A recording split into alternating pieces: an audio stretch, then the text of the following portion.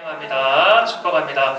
어하나라는 이름 안에서 이렇게 함께 모이게 되어서 너무 감사하고요. 아이들과 함께 우리가 어하나 어떤 공동체이고 또 무엇을 하는지, 또 아이들을 어떻게 지도하고 이번 연도에 어떤 방향성을 가지고 나아가는지 함께 살펴보는 그런 시간 가지려고 합니다. 우리에게 주시는 하나님의 말씀 한번 짧게 같이 한번 읽어보도록 하겠습니다. 오직 하나님께서 각 사람에게 나누어 주신 믿음의 분량대로 지혜롭게 생각하라. 다시 한번 읽어볼게요. 오직 하나님께서 각 사람에게 나누어 주신 믿음의 분량대로 지혜롭게 생각하라. 아멘. 오늘날의 현대사회에서 생각이라는 주제에 대해서 굉장히 많이 이야기를 합니다. 뇌과학에서도 생각이라는 주제를 깊이 연구를 하고 있고, 학업적인 부분뿐만 아니라 많은 교양적인 부분에 있어서도 생각을 어떻게 해야 하는지, 생각을 어떻게 구성해 나갈지에 대한 많은 부분들을 연구하고 책으로도 발간하고 있습니다. 생각이 사람을 구성한다라는 아주 유명한 명제가 있습니다. 그 사람이 하고 있는 생각이 그 사람의 총체를 이루어가고, 그 사람이 주로 하는 생각이 그 사람의 말과 행동과 그리고 모든 방향성을 좌지우지할 수 있다라는 그런 유명한 명제입니다. 성경을 보게 되면 중요한 생각을 어떻게 해야 하는지에 대해서 굉장히 많이 언급하고 있습니다. 주님께서 생각이라는 주제를 가지고 많이 설교도 하셨고 교훈도 주셨을 뿐 아니라 신약 성경과 구약 성경 전반에 내 마음과 나의 생각을 주관하는 것이 무엇인지, 특별히 내 생각을 가득 채우고 있는 것이 무엇인지를 끊임없이 생각하고 조심할 수 있도록 하고 계십니다. 여러분들이 방금 읽으셨던 로마서 12장 3절의 말씀에는 우리의 믿음의 분량대로 지혜로운 생각으로 우리의 마음과 우리의 머리를 채우라라는 하나님의 말씀이 담겨있는 바울의 명령입니다. 저는 우리 모든 어하나 친구들이 2022년 한 해 동안 어하나를 하게 되므로 그 믿음이 하나님께서 기뻐하시는 분량대로 자라는 것뿐만 아니라 하나님께서 기뻐하시는 지혜로운 생각으로 가득하게 되길 간절히 소망하고 또 축복합니다. 이러한 생각에 대한 부분들을 함께 고민해보고 우리 아이들의 생각을 하나님의 말씀으로 채워나가는 것이 바로 어하나 공동체입니다. 생각이라는 주제를 이야기할 때 현대 심리학이나 또 뇌과학에서 절대 빠지지 않고 이야기하는 단어가 있습니다. 바로 몰입이라는 단어입니다. 몰입이라는 단어는 굉장히 많은 뜻을 가지고 있지만 주로 심리학이나 아이들과 학업 그리고 특별히 아이들의 암송적인 부분에 있어서 이야기하는 이 몰입이라는 단어는 첫 번째 깊이 빠져들어간 어떤 그런 상태, 그리고 네 번째에 스포츠나 심리학에서 좀 감당하기 어려운 일을 만났을 때 그 일을 해결할 수 있도록 하게 하는 어떤 그런 집중적인 능력을 몰입이라는 단어로 이야기를 합니다. 몰입이라는 단어 여러분들 많이 들어보셨을 텐데 영어로는 flow라고 이야기합니다. 영어권에선 이 몰입, 생각에 대한 고민을 굉장히 많이 했고, 특별히 다음 세대 아이들이 어떻게 생각하게 할까, 우리 아이들이 어떻게 하면 몰입하게 할까라는 내용들을 굉장히 주의 깊게 살펴보고 있었습니다. 이 생각이라는 주제를 이야기할 때, 특별히 몰입이라는 주제를 이야기할 때 빠지지 않고 늘 이제 언급이 되는 이 사람이 있습니다. 칙산트 미하이라는 사람인데요. 시카고 대학에서 심리학과 교수를 하고 있고, 특별히 이제 몰입이라는 주제로 굉장히 많은 연구와 또 책자를 발간한 사람입니다. 이 사람은 몰입을 이렇게 정의를 하는데요. 다 같이 한번 읽어볼게요. 몰입이란 과제 난이도와 과제 해결자의 능력 모두 높은 상태에서 이루어지는 최고의 집중 상태이다. 몰입이라는 건 어떤 사람이 내가 해결해야 할 어떤 문제를 만났을 때, 내가 해결해야 할 문제를 만났을 때 내가 잘 준비되어 있는 능력을 가지고 있으면 A라는 그런 문제와 B라는 나의 능력이 만났을 때 일어나는 현상이다라고 이야기를 합니다.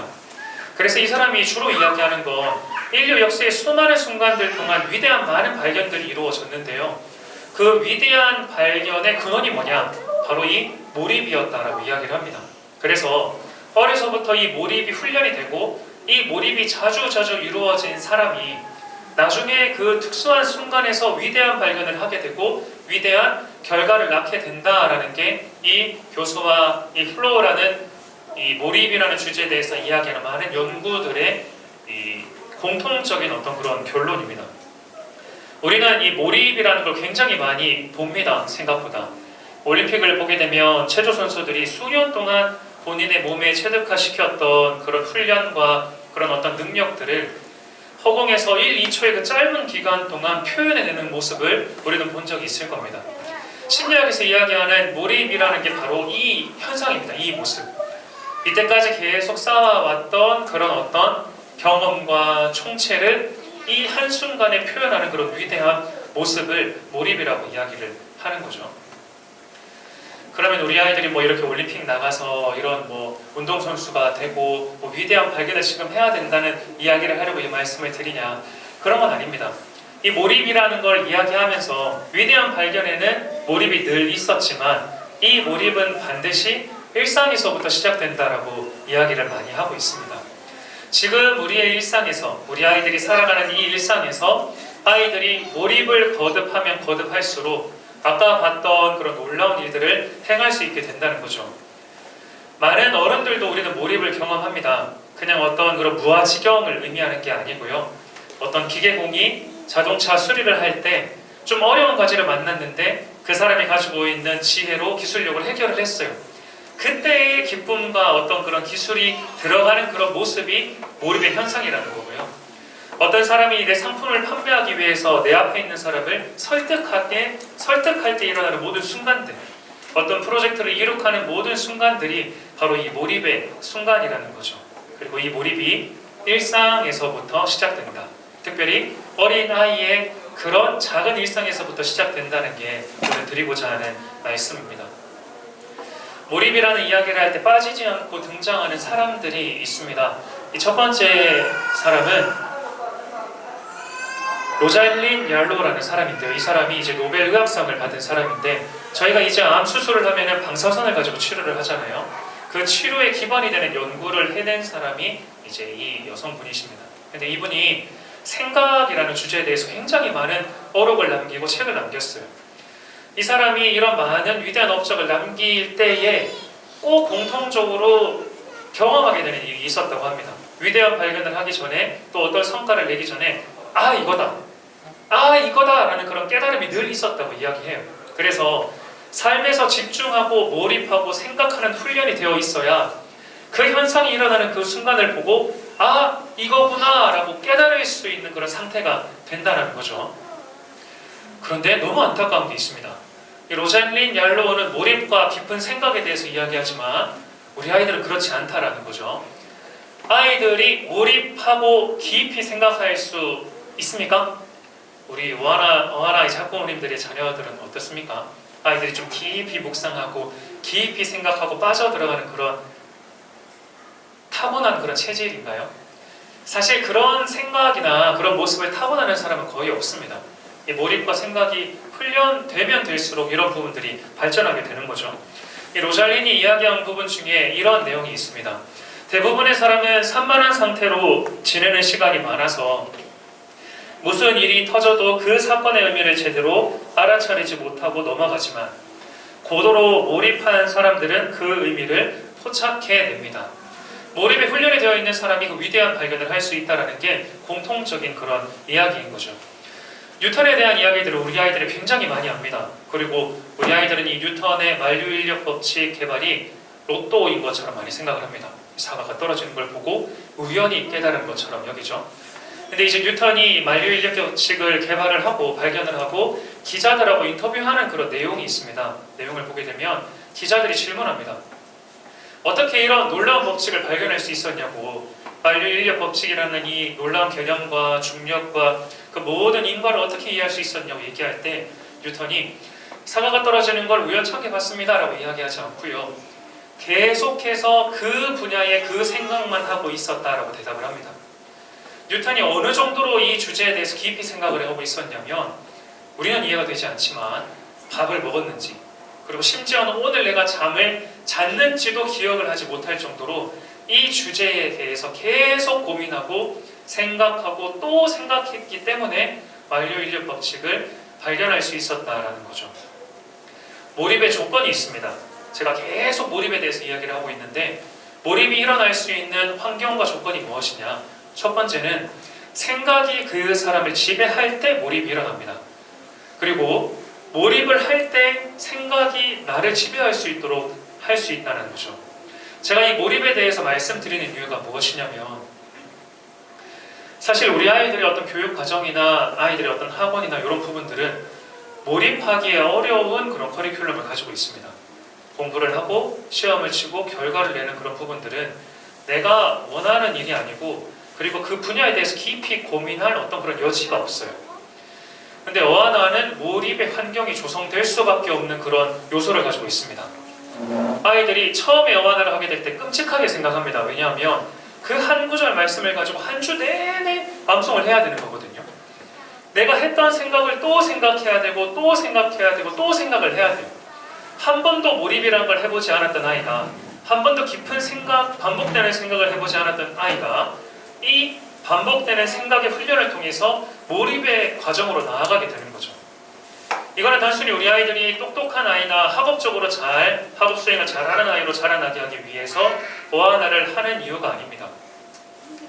하나님의 말씀이 우리 아이들의 생각을 지배하게 하고 아이들의 마음 깊이 그 말씀이 새겨지게 하는 그런 말씀에 몰입이 된 우리 아이들은 인생에서 사회 모든 역사 속에서 발견한 위대한 그런 역사의 이면에 몰입이 있었던 것처럼 놀라운 하나님의 역사와 이루심의 그 순간에도 하나님의 말씀으로 깨닫고 몰두하게 되는 순간이 있었다는 걸 여러분들에게 말씀드리고 싶어서입니다. 어하나는 첫 번째로 우리 아이들이 하나님의 말씀으로 생각을 지배하게 하는 그런 공동체입니다. 두 번째 인물을 소개해드리고 싶습니다. 아실 분들 계시겠지만 플레밍이라는 푸른 곰팡이를 발견한 사람입니다. 이 사람도 우리가 이제 위인전기를 보게 되면 우연하게 푸른 곰팡이가 있었고 박테리아가 발생하지 않아가지고 푸른 곰팡이를 발견한 것처럼 우리가 알죠. 하지만 이 사람도 동일하게 이야기합니다. 이 사람이 동일한 비커를 수많은 사람들이 봤어요. 푸른 곰팡이가 피어 있어서 시험에 실패했던 수많은 비커를 이때까지 역사 안에서 수많은 사람들이 봤지만 나는 이 비커 안에서 나는 이 비커 안에서 푸른 곰팡이를 발견할 수 있었던 이유가 뭐냐? 사람들은 동일한 걸 늘 보지만 다른 시각으로 바라볼 수 있는 내 생각의 능력이 있었다는 이 사람이 이야기를 합니다. 동일한 환경을 다르게 바라볼 수 있는 능력, 이게 바로 몰입의 그런 장점인데요. 몰입의 두 번째 조건이 있습니다. 몰입은 동일한 상황을 다르게 해석할 수 있을 때 일어나게 됩니다. 그리고 동일한 상황을 다르게 바라볼 수 있는 그런 훈련이 될 때 아이들은 몰입하게 되는 거죠. 아이들 이제 소년부 친구들과 이제 하게 되는 심리 검사가 있습니다. CDI라고 해가지고 아이들의 스트레스 지수, 우울증 지수를 확인하는 그런 진단을 소년부에서 하고 있습니다. 근데 이제 몇천 명의 아이들이 하거든요. 몇천 명의 집단군의 평균 점수라는 게 있어요. 이게 54점이 만점이고 27문항이 있는데 평균적으로 18에서 20점 정도가 평균이고 24점이 넘어가면 이제 우울증입니다. 근데 이제 아이들하고 검사를 하면 대개 아이들이 점수가 높게 나오면 좋은 줄 알아요. 그럼 이제 검사하고 목사님 제가 제일 좋은 점수 받았어요 하고 가져오는 거예요. 막. 높은 점수가 나오면 안 되는데 평균이라는 게 굉장히 무섭거든요. 근데 이제 제가 말씀드리려고 하는 건 사회에 이제 하나님을 믿지 않는 아이들의 평균이 18점에서 20점 정도가 나온다면 우리 아이들은 몇 점 정도 나올까요? 낮을수록 좋습니다. 우리 교회에서 한 제가 600명 정도 했거든요. 평균을 내보면 8점에서 10점 정도 나옵니다. 평균보다 낮게 나오는 게 굉장히 어렵거든요. 근데 스트레스를 점수화 했을 때, 단계화 했을 때 다른 아이들과 우리 친구들이 동일한 환경과 상황을 살아가지만 어떤 친구들은 18단계에서 20단계만큼 힘들어해요. 압박과 스트레스를 받아요. 친구와 학업에서 관계에서 그런 어려움을 겪지만 우리 아이들은 8단계에서 10단계만큼만 스트레스를 받고 있다는 거죠. 그게 뭐냐? 하나님의 말씀을 나의 삶을 비추어서 이해할 수 있고 나에게 일어나는 일들을 신앙적으로 이해할 수 있는 그런 훈련이 된 우리 아이들이 삶에서 나에게 일어나는 많은 일들을 더 여유 있게 감당할 수 있게 된다는 겁니다. 감사한 건 어하나는 단순히 취학부에서 예배드리고 제자 훈련하는 친구들보다 더 많이 신앙의 교육을 받고 더 많이 훈련을 받게 됩니다. 어하나 하는 친구들 함께 신방을 해보면 보통 몇 점 정도 나올까요?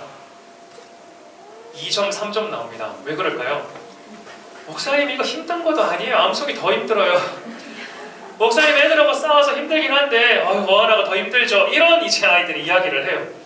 물론 이제 암송이 아이들에게 힘들어서 마음이 더 커져 나가는 걸 수도 있지만 생각보다 목사님 친구하고 싸웠는데 어하나 말씀에서 암송했던 말씀이 생각났어요.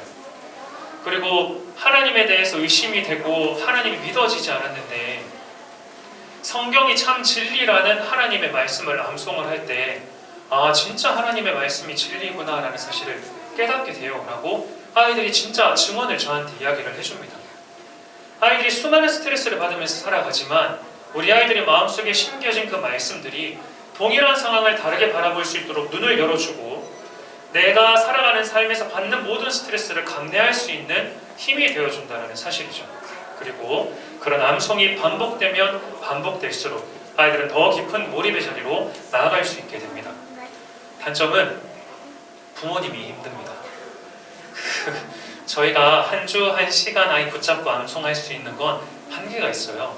그럼 아이들이 이제 모여서 암송하면은 나는 한 구절 외웠는데 옆에 친구는 한 20구절 외워봤거든요.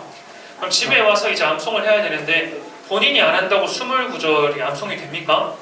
그럼 본인은 막 짜증이 납니다. 20구절 암송을 하고 싶어서. 그럼 이제 그 짜증을 어디다 풀까요? 엄마한테 풉니다. 엄마한테 짜증을 다 풀고 어하나에 와서는 아주 가벼운 마음으로 암송하고 게임하고 다시 또 스트레스 받아서 또 집에 가서 막 풀고 이런 일들이 반복이 돼요. 축복합니다. 우리 어머님들 고생 많으십니다. 저는 가장 좋은 상태의 아이들을 보지만 노고가 많으십니다. 네. 마지막 하나만 더 이제 살펴보려고 합니다.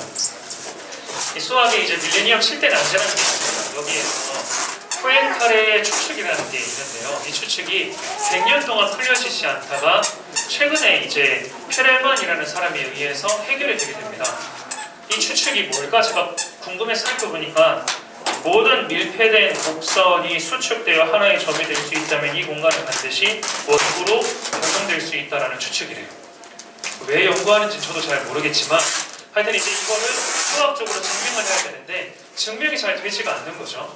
그런데 이 페렐만이라는 사람이 이 법칙을 수학적으로 증명을 해냅니다. 그리고 페렐만이 했던 그 공식과 그 증명을 2년 동안 연구소에서 많은 수학자들이 모여서 증명을 해요. 참이라는 사실을. 그 페렐만에게 이제 100만 달러라는 상금과 그리고 이제 수학계에 있어서 노벨상이라는 상을 주려고 하는데 페렐만이 다 거부해요. 그래서 페렐만한테 별명이 붙습니다. 거부의 수학자, 거절의 수학자라고. 근데 이 사람이 100만 달러도 메달도 상도 다 거부한 이유가 있어요. 왜 거부했냐면 나의 일상이 무너지기 때문이라고 이야기해요. 내가 100만 달러를 받고 다른 삶을 살아가게 되고 내가 메달을 따서 많은 사람들의 그런 관심을 받게 되는 순간 나의 삶의 일상이 무너지게 되는데 왜 이 사람이 일상이 무너지지 않아야 된다고 이야기를 하느냐. 이 사람이 이 7대의 난제를 풀게 된 그런 근거가 이 사람은 몰입이었다고 이야기하고 몰입은 일상생활에서 일어나는 것이기 때문에 나의 일상이 파괴되면 더 이상 이러한 연구는 일어나지 않을 것이라고 확신한다고 이야기하는 장면이 나와요. 이 사람은 모든 부귀와 영화와 모든 돈을 나의 일상에서의 몰입이 끼워지지 않을 수 있도록 다 거부했던 것이죠. 그래서 몰입이 일어나는 조건 세 번째가 뭐냐면 몰입은 우리 친구들이 많이 이야기합니다. 공부하려면 공부방 가야 된다고, 도서관 가야 된다고. 그런 친구들은 몰입에 있어서는 아직 훈련이 안 된 거예요. 몰입은 일상생활에서부터 계속 반복되면서 훈련되는 것입니다. 몰입은 일상의 삶에서 주어지는 것이고 일상의 삶에서 깊이 생각할 수 있는 친구가 몰입의 단계로 나아갈 수 있게 되는 거죠. 그리고 그때 상황과 환경에 지배받지 않고 더 몰입할 수 있는 사람으로 발전할 수 있게 됩니다. 제가 많은 수학자들, 과학자들, 또 이상한 교수 이야기를 하면서 제가 다 이렇게 말씀을 드렸습니다. 이유가 뭐냐면 생각보다 이 생각과 몰입이라는 주제는 학업과 관련해서 굉장히 깊이 논의되고 이야기가 되고 있습니다. 근데 학업의 불모지인 울산에서는 이런 이야기가 도통 나오지가 않아요. 우리 아이들이 공부와 전혀 다른 세계를 살아가는 게 사실 울산 땅이거든요. 근데 이제 이 공부를 넘어서서 신앙적인 부분에 있어서도 깊은 생각은 하나님께서도 기대하고 계시는 내용이기 때문에 여러분들에게 말씀드립니다. 어하나는 공부는 작은 것이고 신앙적인 훈련이 계속 이루어지냐는 것뿐만 아니라 더 깊은 생각을 할 수 있게 하는 아이로 발전하게 하는 곳입니다. 제가 어하나 교육자라서 자랑하려고 말씀드리는 게 아니고 정말 아이들을 계속 만나고 신방하면서 알게 된, 깨닫게 된 결과입니다.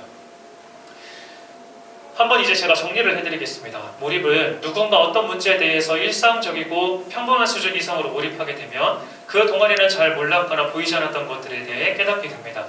세상을 놀라게 하는 대단한 발견, 발명, 해석은 대개 이런 긴 몰입의 과정을 거쳐 이루어졌습니다.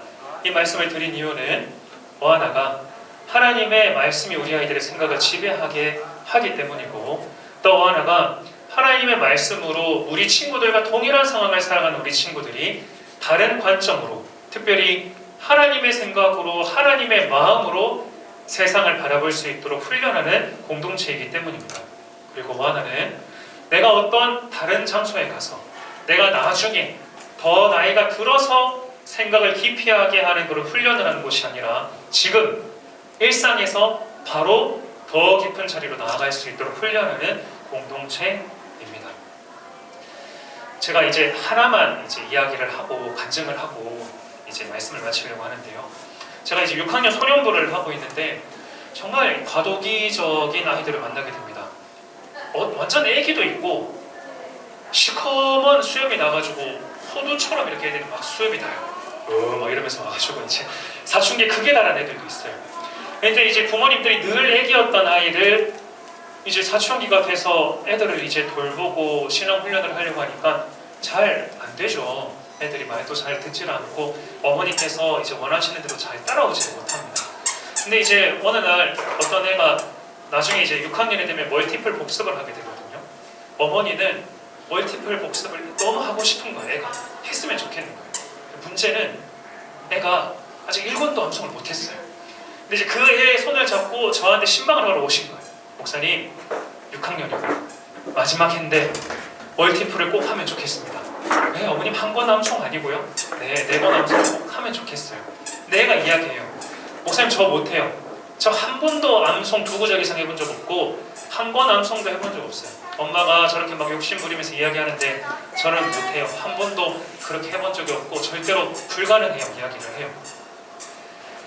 원래라면은 어머님 좀 한 권부터 하시죠 라고 이야기하겠는데 애가 나는 못해요. 불가능해요 라고 이야기하는 걸 보면서 너무 마음이 아프더라고요.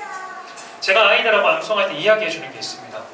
아이들 안에는 마음판이 있습니다. 그리고 마음판에는 하나 글을 적을 수 있습니다. 처음에는 아이들이 한 줄, 2줄 그 마음판에 글을 새깁니다. 근데 이 생각의 훈련이 지속되면 어떤 아이들은 한 판을 적을 수 있고 어떤 아이들은 A4 한 장을 적을 수 있고 어떤 아이들은 A4 수십 장을 적어요. 그리고 이 훈련이 된 사람은 200페이지, 300페이지 책자를 처음부터 끝까지 암송할 수 있습니다. 그런 사람이 어딨냐? 나중에 따라오시면 제가 소개해드릴 수 있도록 하겠습니다. 근데 정말로 이 훈련이 지속되면 지속될수록 발전하게 됩니다. 그럼 제가 아까 말씀드렸던 그 친구 어떻게 됐을까요? 처음에 2줄 암송하다가 나중에는 A4 한 장씩 외우게 되고 그리고 나중에는 멀티플 복습까지 다 하고 1년 동안 졸업을 했어요. 제가 이거 절대 6년 과정 1년 만에 합축해서 할 수 있습니다 이 말씀 드리는 거 아닙니다. 안 된다고 마음 먹은 아이들도 하면 된다는 걸 말씀을 드리고 싶습니다. 그 아이도 머리 좋다라고 본인이 생각하지 않았고 어머니도 우리 애가 머리는 안 좋습니다 목사님 이야기를 해주셨어요. 그런 아이들도 더 많이 암송하고 더 많이 마음판에 새길 수 있습니다. 그게 몰입이고 어안에서 하는 생각의 훈련입니다. 2021년 한 해 동안 우리 아이들이 나도 할 수 있구나, 세상을 바라볼 때 조금 다르게 바라볼 수 있구나, 내가 이래서 하나님의 말씀을 암송했구나 라는 사실을 깨닫게 되면 좋겠고요. 그리고 그 마음판이 점점 더 커져서 하나님의 말씀으로 몰입하게 되는 우리 모든 어안의 친구들